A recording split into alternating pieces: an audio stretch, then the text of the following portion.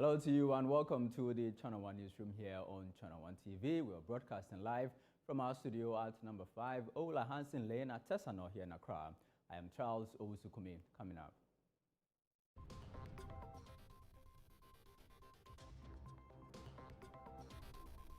Kumasi 5 victims appeal for government support after weekend blaze. I'm due for repair, and my wife is going market and carry tire. So everything of yours got there? Yes. Even our yesterday that I'm still wearing this one. We didn't do anything. Also coming up, Nzema youth demand clarity as delays hit Petroleum Hub project.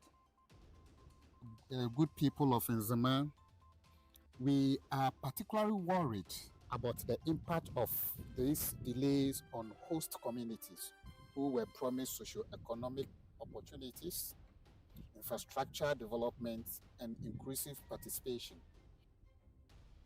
Government extends gun amnesty program amid renewed push against illegal firearms.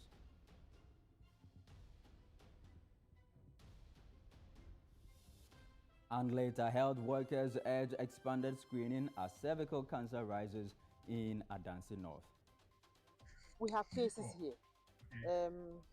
We run a gynecology clinic once a week, and almost every other week you find a woman with bleeding and you end up diagnosing as having possible cervical cancer.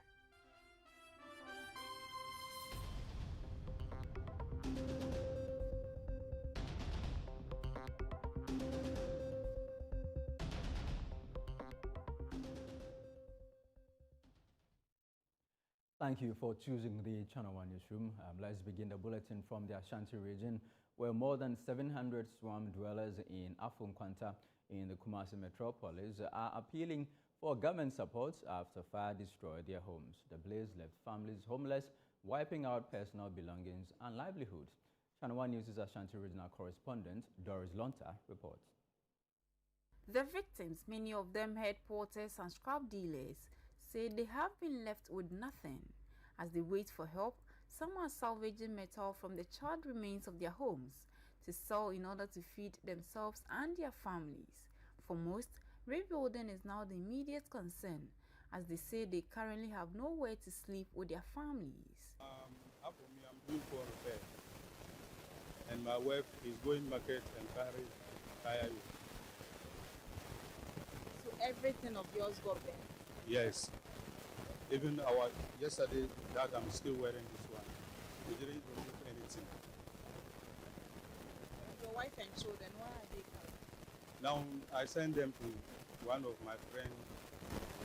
So my friend leave the room for his wife and her.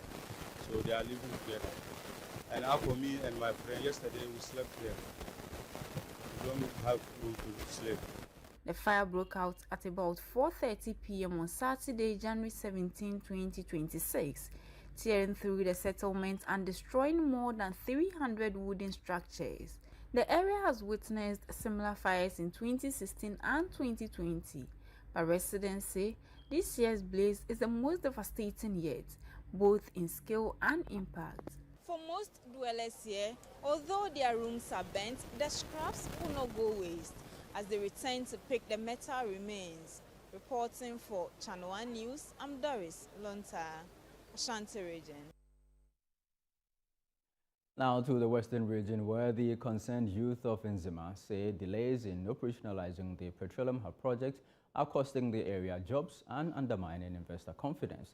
Now, speaking at a press conference at Nkrofo, the group urged government to publish a clear roadmap for the project and ensure regular, transparent public updates. The Petroleum Hub project was introduced by the former Nana Akufo-Addo administration as a flagship initiative to position Ghana as a downstream petroleum and petrochemical hub in West Africa. It was expected to attract significant foreign investment, create thousands of jobs, and stimulate economic growth in the Nzema area. But several years after its launch, and more than a year into the John Mahama administration, the youth of Nzema say progress remains slow, raising concerns about the future of the project. We wish to express our deep concern over the continued non-operations of the Petroleum Hub corporations, despite repeated assurances and the strategic importance of the Petroleum Hub project to Ghana economy. The absence of clear timelines and transparent communication has also fueled public uncertainty and concern. Ladies and gentlemen, we the good people of Nzema, we are particularly worried about the impact of these delays on host communities who were promised socio-economic opportunities, infrastructure development, and inclusive participation. In response, the group outlined specific demands, calling on government to clarify timelines and demonstrate commitment to delivering the project. We therefore call on the government of the Republic of Ghana, His Excellency John Dramani Mahama, to humbly provide a clear and realistic roadmap for the operationalization of the Petroleum Hub Corporation.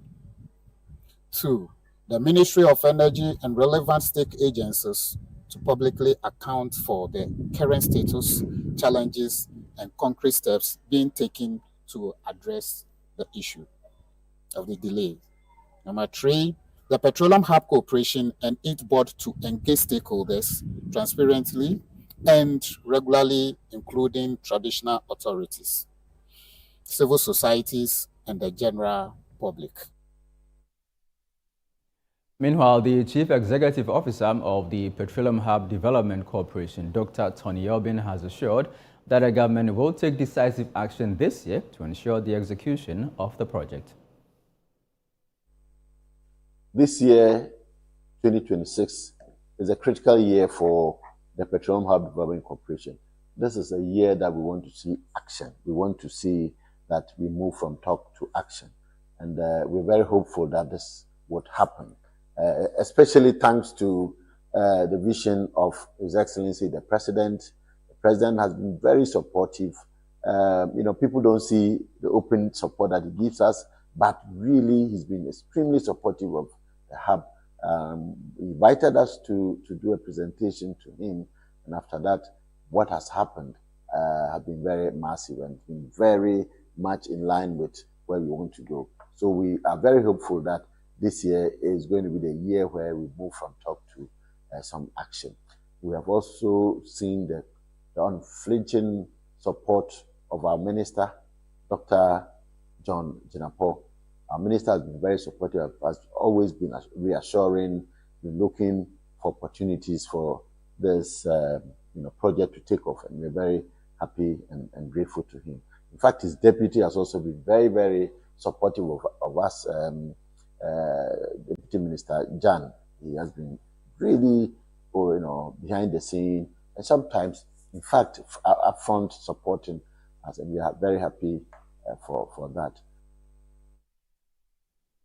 Now, in other news, board member for Volta Aluminium Company, Kofi Aku-Nokoi, is calling for greater investment to revive the state-owned Valco while rejecting calls to sell it. His comments follow concerns raised by the Industrial and Commercial Workers Union opposing any divestment. More in this report by Daniel Sakite. The Industrial and Commercial Workers Union has warned that selling Valco would amount to surrendering a strategic national asset.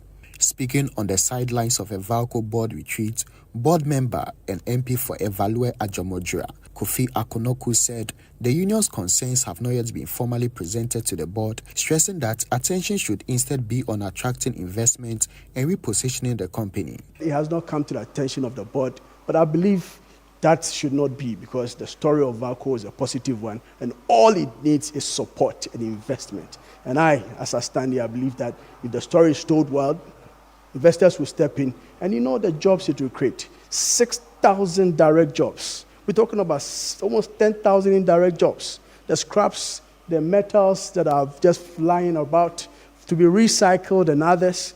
So the benefit of Valco stands out. And like I said, it's something we should all support as a nation at this particular point. Because aluminium Aluminium is a metal that it's being, the market for it, it's everywhere. Valco's Chief Executive Officer, Dr. Robert Sambian, outlined plans to add value to operations as part of efforts to improve performance. You heard the CASA director outlined the opportunities that lie in value addition, and he mentioned that if the value addition phase 1 project that has just been completed were fully in operation last year based on the volumes that were exported in primary form, the company would have made extra revenue of $7 million.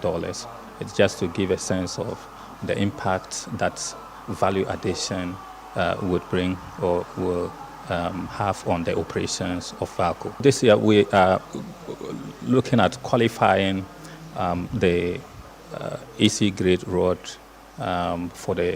in the European markets, and we also have a team working on a multi-purpose value addition line.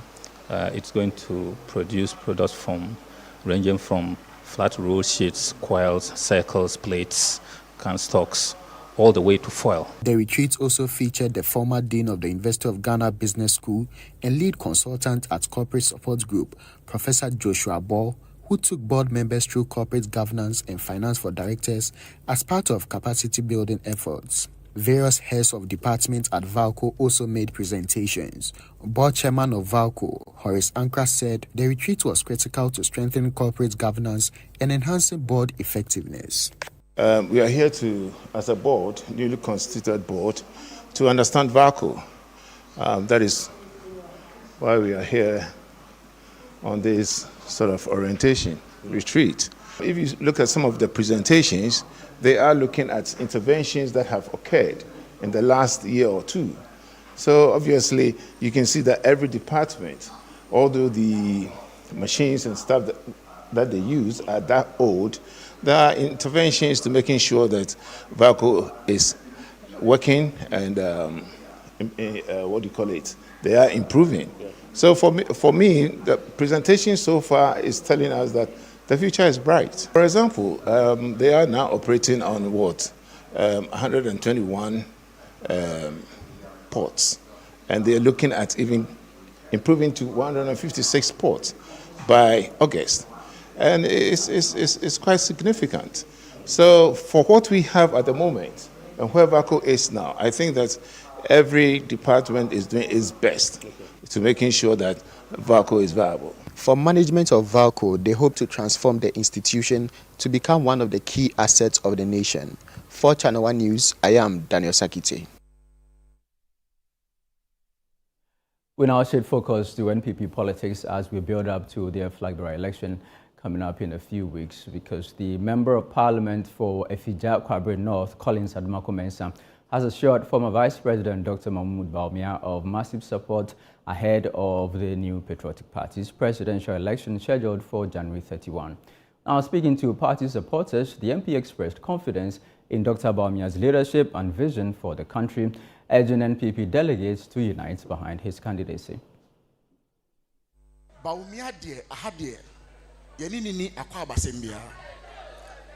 He's the only candidate among the 5.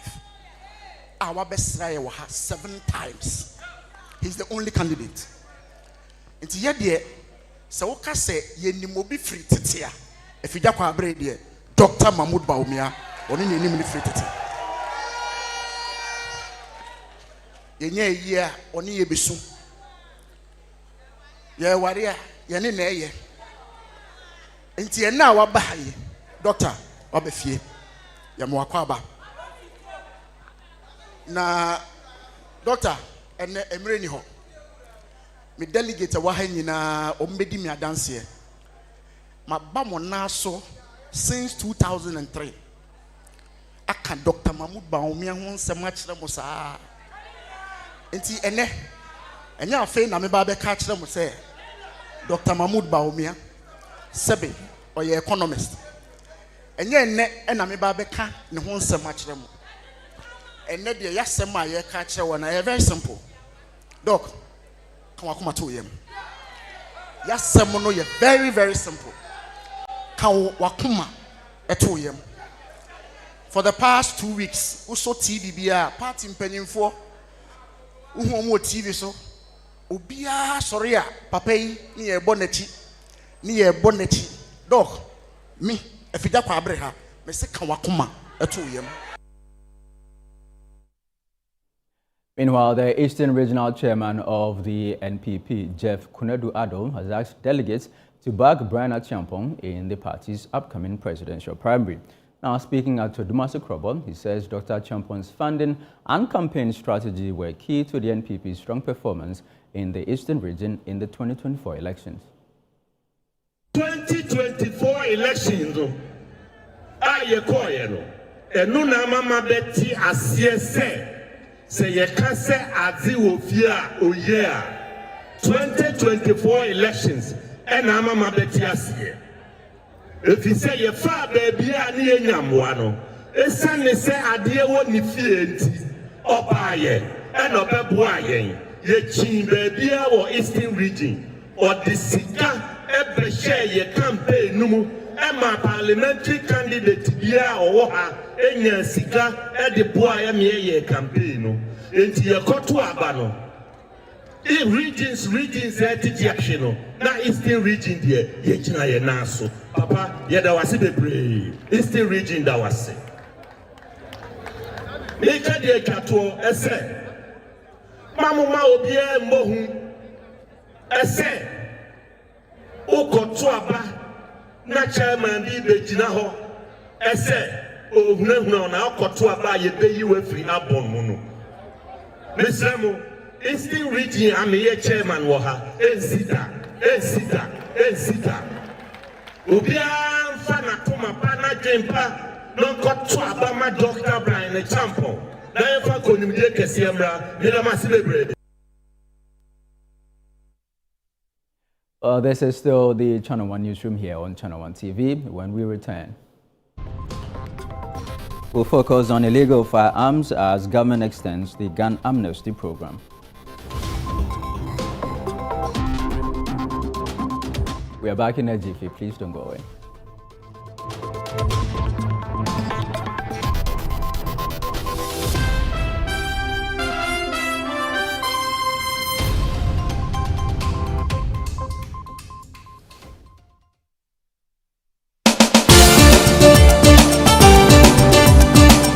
Nation full of questions, where truth often hides behind noise, one show dares to ask what truly matters face to face. With fearless clarity and a quest for accountability, host Umaru Sanda Amadou sits down with the movers and shakers of politics, governance, society and business, confronting the issues that define our national conversation. Yes, I am Umaru Sanda Amadou. This is Face to Face and you're welcome. I say very often on the floor of Parliament that when we were in government, we got some things right, we got some things wrong. Are you still planning to go to Parliament, or you want to look at National Party office position? No, I'll be going back to Parliament. There's an unfinished business which I need to do. Sports has 3 legs: development, management and promotion. Disintegration is extreme. We do not wish that even on your worst enemy. Every Tuesday at 9 p.m., join Umaru Sanda Amadou on Face to Face as he digs deeper, challenges power, and reveals the stories shaping Ghana's future. Only on Channel 1 TV. Welcome to The Point of View. This is your favorite current affairs show here on Channel 1 Television. On The Point of View, we pick the right topics, get the right guests, and ask them relevant questions on issues that matter to you. With the complexities of the issues happening around us on a daily basis, it's the hard-hitting conversations and the probing questions of The Point of View. So what is the Public Account Committee's job? So what we do is to scrutinize, clarify, and find out why certain infractions have been made. What do these IMF programs try to do? The current program is for budget support.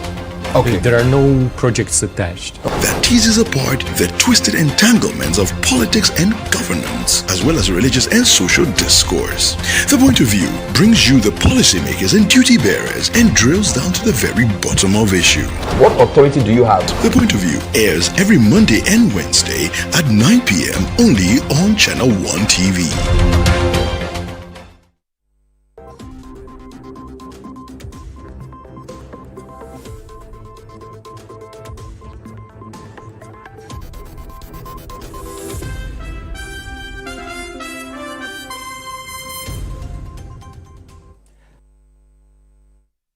Welcome back. This is the Channel 1 Newsroom here on Channel 1 TV.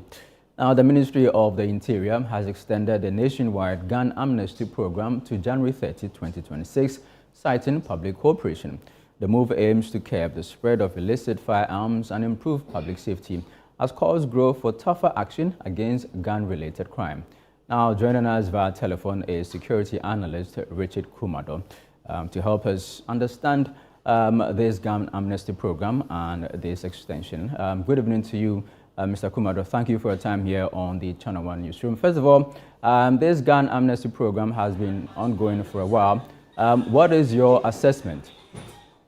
I think the objective of the amnesty is to retrieve as many guns from the system as possible, particularly guns in the hands of illegitimate people and non-registered guns for that matter.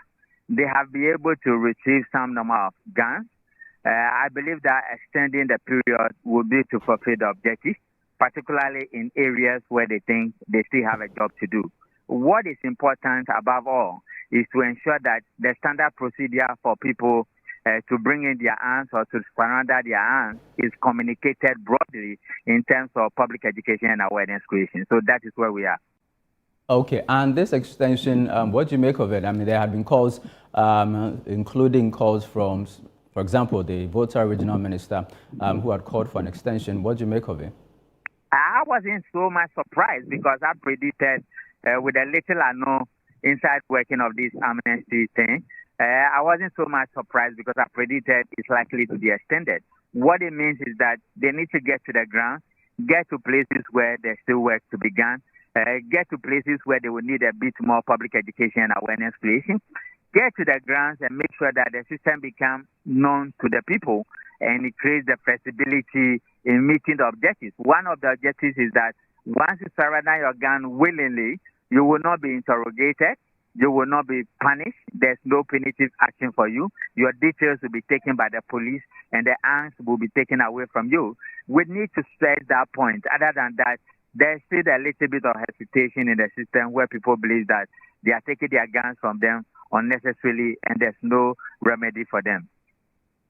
Now, recently, a video of a certain gentleman, indiscriminately firing his gun popped up and he was arrested. Subsequently, he's been made an ambassador of this amnesty program. What do you make of that move by the commission? I was a bit surprised. I was shocked. If they had asked me, I wouldn't recommend it. I don't know the decisions. I don't know the in and out, and I don't know the considerations that led to that particular decision. But somebody sent it to me, and I was a little bit shocked. I was surprised. And I don't know why they use him, and I don't know what they want to achieve. But probably, Adam Bona and his team know a little bit more about the gentleman and the effectiveness of making him an ambassador and what it brings to the table. Other than that, if they have asked me, I wouldn't recommend him. But to the extent that he has been made ambassador, we have 2 weeks more to go. We need to give him the support and make sure he understands the task at hand and the importance of a gun amnesty where we have a lot of guns in the hands of illegitimate people, particularly guns that have not been registered, and they could be used to create public safety challenges for assassination. Okay, Mr. Kumado, before you go, illegal mining and illicit firearms, they seem to be going hand in hand. There are illicit firearms, a lot of them in illegal mining areas. The police have told us that they've been using these guns even for armed robbery. How do you suggest that the commission will go about retrieving these arms from illegal mining areas particularly? You will need the police. We've done the nationwide risk assessment. We've done it 3 times. The report is with the authorities. You will need that particular report to know where the concentrations are and work with the police effectively, NIMOS to that regard, with the Forest Commission again. Then make sure you get to the grounds and retrieve the guns from them. You also need to find out why the guns are being brought to the country and why there's so much concentration in that area. Money laundering, drugs peddling, arms trading, and illegal mining, they go hand in hand and they are first cousins. And so we know the trend, we know the methodology, we know the threat it poses, and we will need to work together with the appropriate authorities. That is the police NAMOS in the front lines, and the Forest Commission. And I believe if they work together, they have enough capacity to retrieve the guns from these people. And where they meet challenges, they will need to tell NAMOS to ask for reinforcement. And finally, sir, now the next step should be preventing the guns from coming in the first place. How do you suggest we do that? We have people whose legitimate business is to import guns into this country. I propose that there has to be an enhanced due diligence in that regard. There are people who want to own a gun. There has to be a serious background check from persons who want to own a gun. Then you have the traditional manufacturers. We have to control and monitor what they do in that regard, and that data is also readily available. Then you have people who bring these guns for various reasons. These are the four categories of persons. Then you also have the traditional authorities who have armories where festivals and funerals, people take out these guns and they shoot them. We will need to work with them to ensure that we have accreditation prepared for them, and that would have solved the issues of using guns indiscriminately at funerals and at festivals. So these are the five categories of the people we are dealing with, and these segmentations would need to be managed properly. Then within the countrywide national security risk assessment, you have certain locations and jurisdictions and localities where you have huge concentration of guns, and they are for peculiar reasons, and why people within those areas want to own a gun. You will have to persuade them and offer alternative source of reasoning and why they will need to surrender their guns and what is in for them. Until we are able to do this, some people genuinely wouldn't surrender the gun, and that is the difficulty and the challenge we face. I'm grateful to you, Mr. Richard Kumado, the security analyst, speaking to us about the extension of the government's gun amnesty program.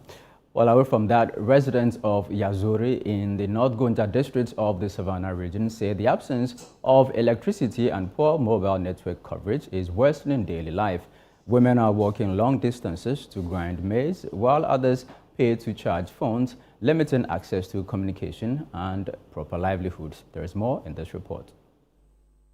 Residents say the situation becomes critical during emergencies as poor mobile network coverage makes it difficult to place agent calls or access help. Mobile money transactions are often disrupted, forcing some residents to walk to the outskirts of the community and stand under a tree just to get a signal. Before around this area, people will do call unless we hang our phones on this before we're able to get network. Or we'll go on top of a hill. Or sometimes, unless you climb a top of a tree before you get network. So to get network to communicate to our other families in the nearby towns is very, very, very difficult. I'm a collective. Fuba in charge phone, Colotoro, Fuba in work caller. Kolotoro Sani, Amunku network, Bimbia, Ayesa Manica, Ayesa, network na, Nkasa letna muya zorto, Fuba in work caller, Kole a shank person Sani, Kona fita folk by a water, Pishan Tersuko, Bimba, Funa Fia work call, go funny, Ganiship for the call. Man you call and wara. Mpeno binye yura yo call. Ndomo network na bayekin. Yazori.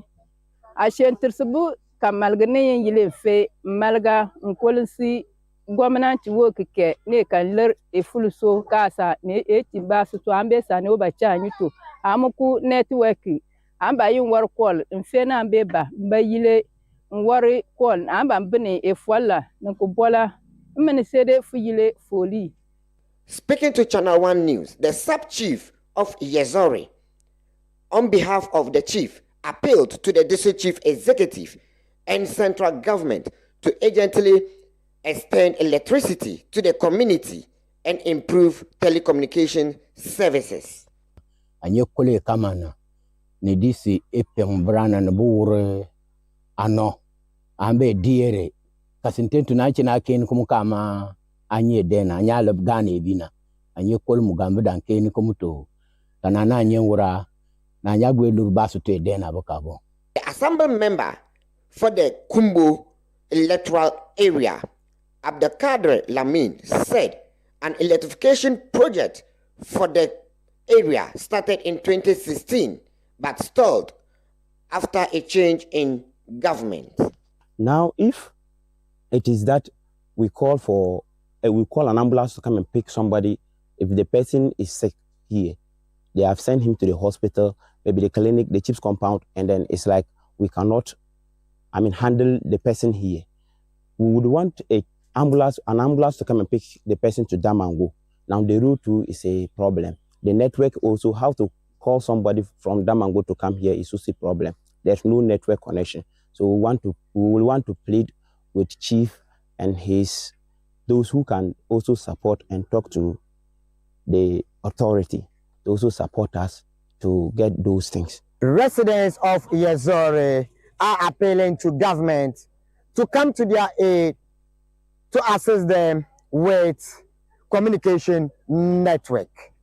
They are also appealing to government and benevolent organizations to assist them to connect them to national grid, as they already have the poles being erected and cables being mounted on them.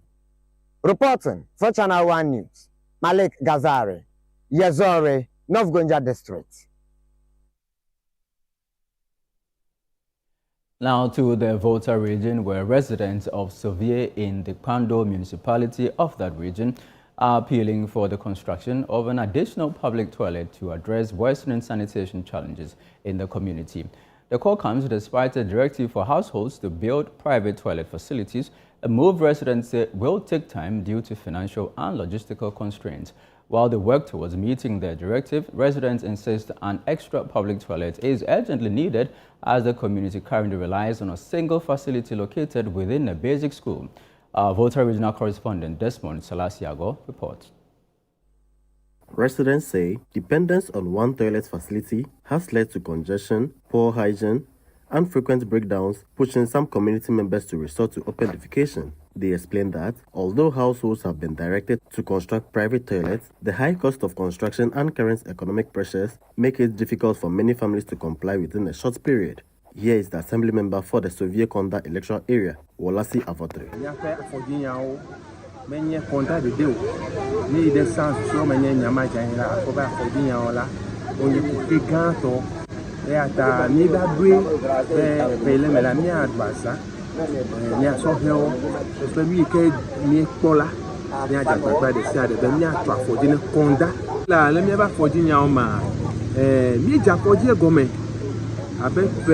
no bullet to abe ina pe ukrapo abe mi je tutu go me ba to afido kwa eto ela be gamen lewo ya ko ijo ata mi gere assemblement afodi ma mi atu awu plus sube de bi oke la me oke ba la fodi debe do me de me wa ma ne wa tote le veto mi ape afodi de ike le squome konda cheda tu junior high school amala.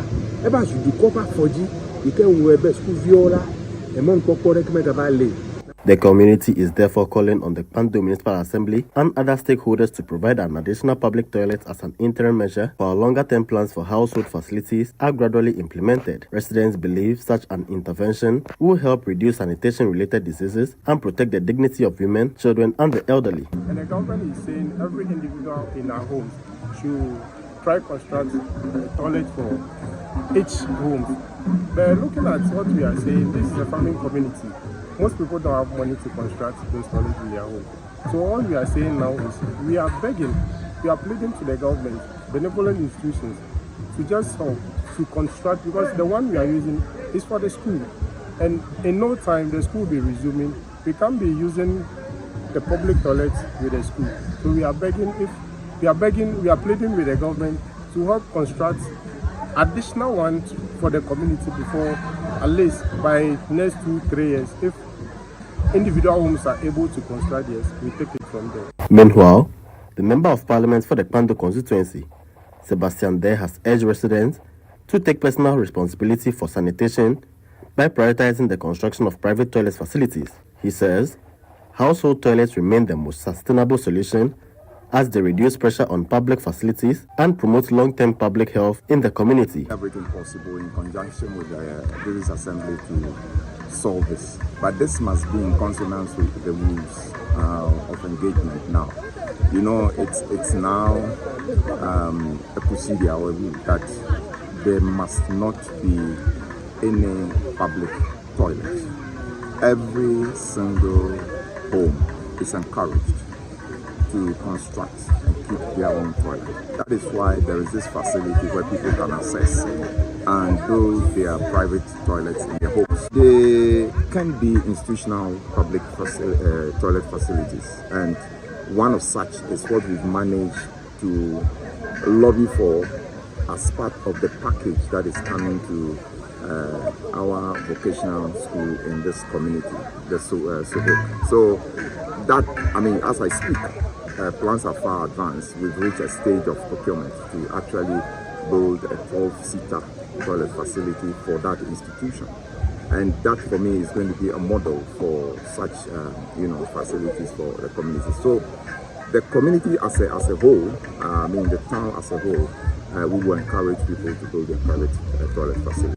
Beyond sanitation, residents have also raised concerns about a deteriorating classroom structure that has remained incomplete and unused for several years. The building, originally a classroom block and intended to be converted into a library and ICT center, is now unsafe and at risk of further damage. Community members say completing the facility will boost literacy, improve access to information, and equip pupils with essential digital skills. That structure or that building has been there for so many years now. It has been there since the time my senior sisters and brothers completed that school. And as of now, as you can see, it has been there, and we the community, as it stands now, we need a support from the corporate institutions and the individual government to help us renovate it so that we can put it in good use. I think it can help us get a library or a science lab. If we get support from the institution or corporate organization and then complete that building, it will help the community to improve upon their literacy issues and then ICT skills also. So we are really appealing to the public for their support to complete that or to renovate that structure over there. Despite directive being given for the construction of private toilet facilities, residents here in Sovia are still calling for an additional public toilet to augment the existing one. Reporting for Channel 1 News, I am Desmond Salasiago. Now, information and communication technology is examinable at the basic education level, yet many schools lack the tools to teach it effectively. At Sunyani MA Basic School in the Bono region, pupils share a single computer for ICT lessons, prompting an appeal for urgent support. Our Bono regional correspondent, Michael Sapoinfum, reports. Information and communication technology is taught in basic schools across Ghana and examined at the Basic Education Certificate examination. But for many schools, delivering the subject remains a challenge because of lack of basic teaching tools, especially computers. In the Bono region, several schools struggle to provide practical ICT lessons. At Sunyani MA Basic School, in the heart of Sunyani, the situation is stark. The entire school has just one desktop computer for ICT instruction. During lessons, pupils are forced to crowd around a single machine, limiting hands-on learning and understanding. We face a lot of challenges. Looking at our school, our population is around 400 with only one desktop. So it becomes very difficult to handle the children when it comes to practical. So oftentimes we need to put them into groups and we follow a timetable. By the time the first group is done, the time is almost up. Two of the pupils have been sharing their thoughts on the situation. We only have one computer in IT lab, and since we are many in class, we have to group ourselves into groups. For the first group, we're going to have a practical on it, and for that reason, we have to extend the other lesson to the following because the computer is only one, and we can't all use that one computer. So we appeal to the government and the NGO to help us to get computer. The computer, we have only one our school. And the whole school too, we can't use one computer. I am in basic 6. We are 37 in population, so we can't do many practices. So I'm appealing to NGOs, government to bring us many computers so that we can do many practice in exams and The headmaster of the school, Eric Daute, says the shortage is undermining effective teaching and has appealed for support to equip the school with more computers. The shortage of computers in the school literally turns ICT lessons into a lot of theory instead of practicals. It makes it difficult for learners to have hands-on practice. So usually what the teachers do is, the ICT teachers, they split classes into tiny groups to allow learners to have hands-on practice. This is affecting lessons, and it is not making the learners have a feel of ICT lessons. So it is a big challenge, honestly. We have only one desktop computer in the whole school. A school of about 500 students. We have only one desktop computer. And in fact, sometimes I feel so sad when I have to watch my learners in the ICT periods. You see the teacher trying to do his best, but the best is not enough because he's limited. Sometimes lessons will have to be restructured. Because if you are teaching a lesson in ICT, which you have to take, let's say, a whole week, because learners are unable to have practical feel of the lesson, you have to put them in tiny groups. It will take a week or two before that lesson is over, before that lesson is done. So we are calling on the individuals, corporate organizations to come to the aid of the school to donate computers and other ICT equipment. The management at the Sinyani MA Basic School is appealing to NGOs, individuals to come to the aid of the school by providing computers to help improve the teaching of ICT in the school. For Channel 1 News, I am Michael Saponifo. This is still the Channel 1 Newsroom here on Channel 1 TV. Still ahead. Health workers urge expanded screening as cervical cancer cases rise in Adansi North.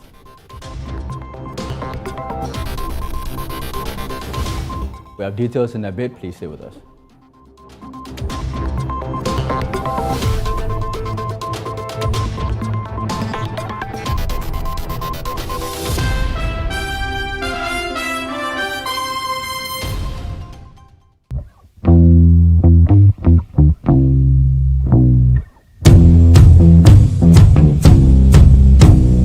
Habibi, my people, welcome to Dubai. My name is Sheikh Alkal bin Maktoum.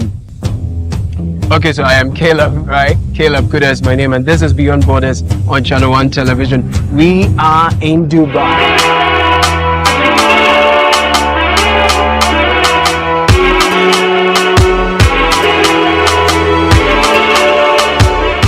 So join me. Let us explore the allure, the beauty, and the reality of life and living it in Dubai through the eyes and the experiences of our compatriots. Imagine 6 people, 10 people sharing a common room together. If you're not chinampe, na complain there any sense no why you are share one rooms na dey it doesn't smell pleasant or hunting no complaints na be into the fear no tum. Dubai is one of the most organized, highly resourced, and well-endowed countries you would find. You've been here for 7 months. Yes. Without a job. Yeah. How is it like? So hard. Tell me about it. Struggling, renting and feeding is so hard. Every frame per second of their lives in Dubai tells a story, and we've got it all captured right here on Beyond Borders, only on Channel 1 Television. So don't get told, don't miss out.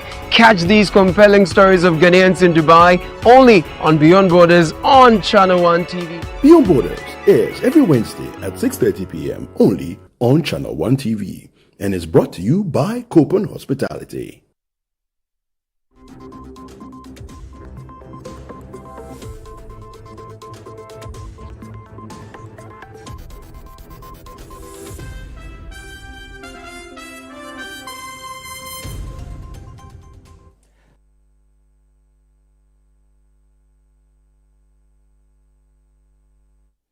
Thank you for staying with us here on the Channel 1 Newsroom. Let's now focus on health. Some health facilities in Adansi North District of the Ashanti region are recording a rise in cervical cancer cases, raising concerns among health professionals. At the Formina Hospital, the gynecology clinic reports at least one new case every week, prompting calls for intensified public education and screening. Our Ashanti regional correspondent, Tawfiq Mohammed, reports. Cervical cancer, caused by the human papillomavirus, remains one of the leading causes of cancer deaths among women. Health experts warn that vaccinating only girls aged 9 to 40 may be inadequate, as males can carry and transmit the virus. At the launch of Cervical Cancer Awareness Month in Formina, the medical superintendent of the Adansi North District Hospital, Dr. Abena Kwanedu Yosin, said limited public knowledge continues to hinder early detection despite regular screening. She revealed that suspected cases are recorded weekly at the hospital's gynecology clinic and call for sustained education and vaccination support. We realize that within our NQ, people have very little information when it comes to cervical cancer. We have cases here.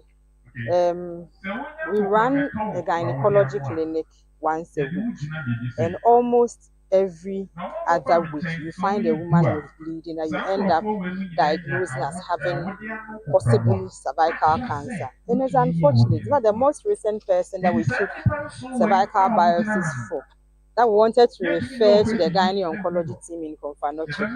We haven't seen her again. She took her samples. Whether they got to the pathologist or not, we don't know. A pediatrician at Konfanochi Teaching Hospital, Dr. Eugene Kweku Mate, said misinformation and safety concerns are slowing uptake of the HPV vaccine. The vaccine coverage and even acceptability of the vaccine. And we believe this is not just a one-time occurrence happening just with the HPV vaccine. It started with routine vaccines that we give to the children, then on to the COVID vaccine, all the myths and misinformation that happened surrounding it.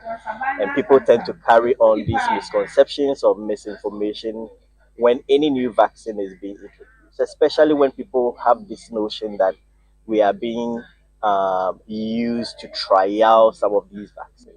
President of the Medical Women Association of Ghana, Dr. Richarda N.A. Taylor-Dawson, called for routine screening teams at all health facilities. So going forward, what I would suggest is that for every health center, every district hospital, every regional hospital, there must be a robust public health team that will screen every woman, if possible, as part of wellness package. The Adansi North District Chief Executive, Charles Kofi Ogbe, has pledged support to extend awareness campaigns to rural communities. To the good people of Adansi North, I will tell them that cervical cancer is not something that we have to stigmatize people against. We have the HPV virus vaccination program ongoing, and what we've realized is that because the education is not going down well, a lot of parents are advising their teens or their young girls from the ages of 9 up to 14 years to shy away from the vaccination. I want to take this opportunity to assure them that it's only the vaccination that will help them, that will prevent them from the cancer. So they should take it up. It's not something that is bad. It's not something that is going to affect their reproductive health. And the myth around is that when they take it, they will not be able to give birth, which today we've learned, and the good people of Adansi North have learned that it's not so, but it's rather to prevent them from the infection of cervical cancer. So this is my message to the good people of Adansi North, that they should embrace the screening, they should embrace the HPV vaccination, so that together we eradicate cervical cancer from Adansi North and beyond. Now, rice farmers and millers are urging greater investment in rice fortification to enhance demand for locally produced rice. They say enriching local rice with essential nutrients would make it more appealing to consumers, address nutritional deficiencies, and curb a glut that is threatening the survival of many producers. Channel 1 News' Ashanti regional correspondent Doris Lonta reports. Rice fortification adds essential vitamins and minerals during milling, a process farmers say is largely missing in imported rice. They argue fortifying local rice would improve its nutritional value and help it compete with cheaper imports dominating the market. Producers say a growing rice glut is pushing many out of business. While import bans have been suggested, farmers insist fortification is a more sustainable solution, but they say they need government support to invest in the required equipment. This area here, Ajusu area, you go to Ampabami, this Ampabami, Etia, Kufuria, New Kufuria, the amount of rice that they are producing here can feed even all the secondary schools around here. But because of the competition from the foreign rice, there's this glut that I'll take you around, you see the amount of rice here. And unfortunately, the kind of foreign rice that they are buying is not the quality ones. I mean, the prices have reduced, it's not quality rice. And when you feed it to the secondary schools, they will be able to get all the nutrients. The idea is that they want us to use local rice instead of imported rice. Not just local rice, but fortified local rice. The market is disturbing us. So where we can even send our rice to right now, we don't even know. And all the millets in Kumasi here, which we use to process the rice, also choke. No space. At Edresu Senior High Technical School, staff and students highlighted the benefits of fortified rice. Our local rice has a lot of benefits. So I would say that if we adopt it, it will help us. If you look at the nutritional value and other things that are related to it, I think it will help us a lot, especially with regards to the nutrition of our students.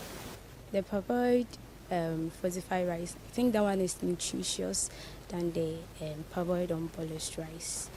The rice saved, I think it was rich in nutrients. And since nutrients is good for our body and our growth on campus, I think it's necessary we have them in supply. The parboiled unpolished rice, sometimes you find some particles of stones and everything in it. But when it's fortified, you have everything at its best. So I think it's good. The views were shared during visits under a World Food Programme Rice Fortification Initiative, which aims to address micronutrient deficiencies among students. According to farmers and rice millers, Ghana can be fed with locally produced fortified rice that is more nutritious than the imported rice if the right interventions are put in place. They have thus commended the World Food Programme for introducing the Rice Fortification Initiative. Reporting for Channel 1 News, I'm Doris Lonta, Ashanti Region. Now, the government says it is ready to rekindle the Pan-African vision shared by Ghana and Guinea, drawing on the historic bond between Kwame Nkrumah and Ahmed Sekou Toure. Vice President Professor Nana Jane Opoku-Agyeman made the call while meeting Ghanaians in Guinea after attending the swearing-in of President Mamadou Doumbouya. She called on both nations to deepen cooperation and advance African unity. First, it was Ghana and Guinea. These are the two countries that started before Mali came, and the other countries also joined. And the dream has yet to be fulfilled. But I think so much has happened since then. We've had the regional blocks, SADC, ECOWAS, and so on. And they're all attempts for us to rethink what has happened to our country in terms of the divisions and the importance that lays ahead. Nkrumah showed the way. So they've left footprints. It's our responsibility, as I said, to carry on the dream. So we are very happy that we were here to support a new president, the same country. And since we were here, we thought it proper also to pass by to let you know that not that we haven't forgotten each other, but to actualize it. And for that is why in practical terms we are here to let you know that the family still remains, and that we continue even to be an imperfect family, but a family anyway. So thank you very much. Every family is imperfect. So So thanks for accepting us.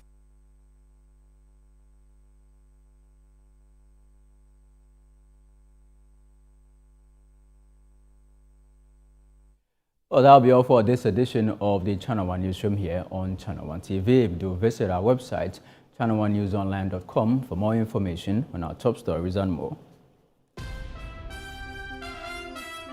Subscribe to Channel One TV on YouTube for more exclusive video content from Channel One TV. Download the Channel One TV app on the Google Play Store.